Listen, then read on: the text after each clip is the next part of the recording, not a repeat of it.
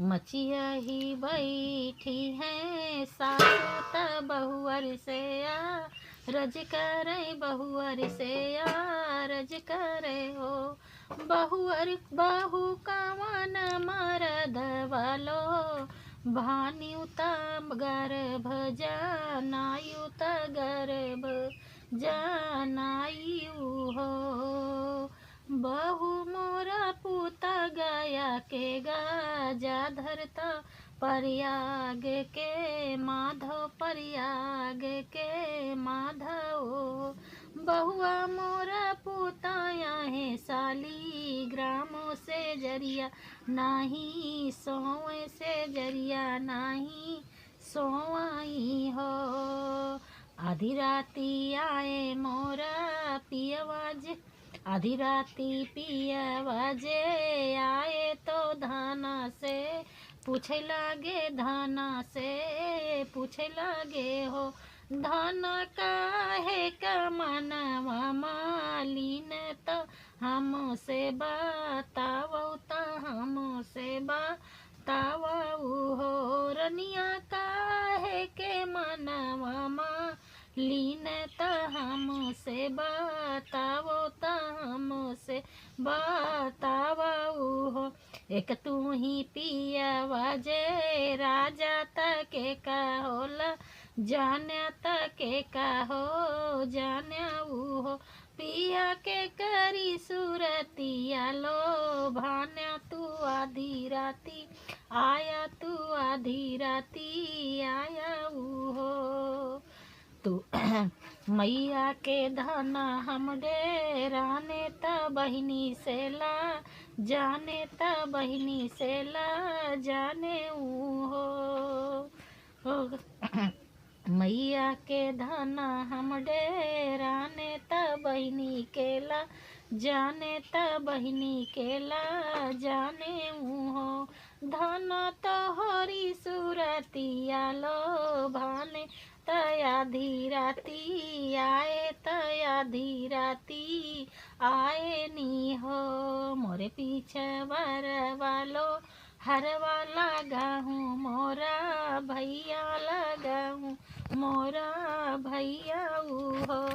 भैया लोहवा के पिंजरा बनावत पिया के पास साहिब पिया के फासाइब हो आधी राती पिया के फासाए त सासू के बोलाए त सासू के बोलाए नियो सासू के बोलाए त ननदी के बोलाए नियो सासू तोहरा पूता गाया के गा जा धरता प्रयाग के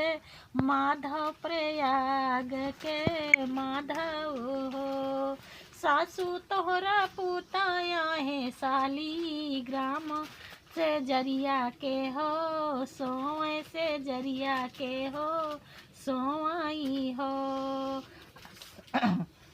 चीन ले सासू अपन बेटा ननद अपन भैया ननद अपन भैया हो चीन ले सासू अपन बेटा ननद अपन भैया ननद अपन भैया हो सासू तोहरा बेटा सो ऐसे जरिया तगर भज नाये तगर भज नाये हो ननद तोहरा भैया सो ऐसे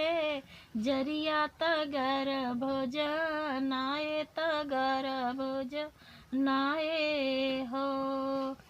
बोलियाई त सासू तू ही बोलियो बोलाइयो नहीं जानियो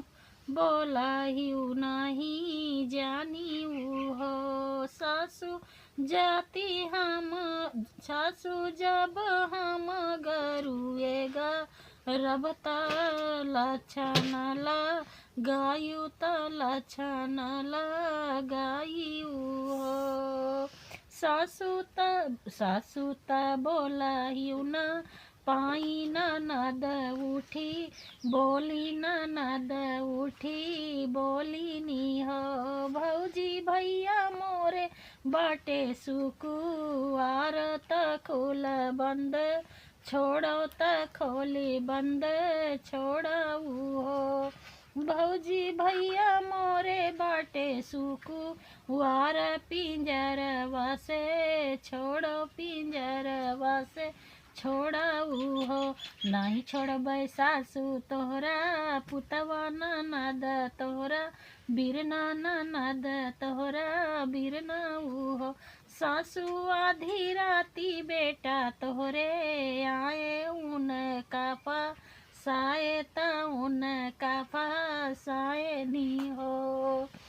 आधी राती बेटा तोहरे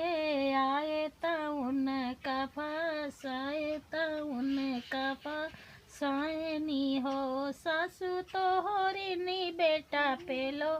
ओ भाने तगर भोज नाए तगर भोज नाए नी हो।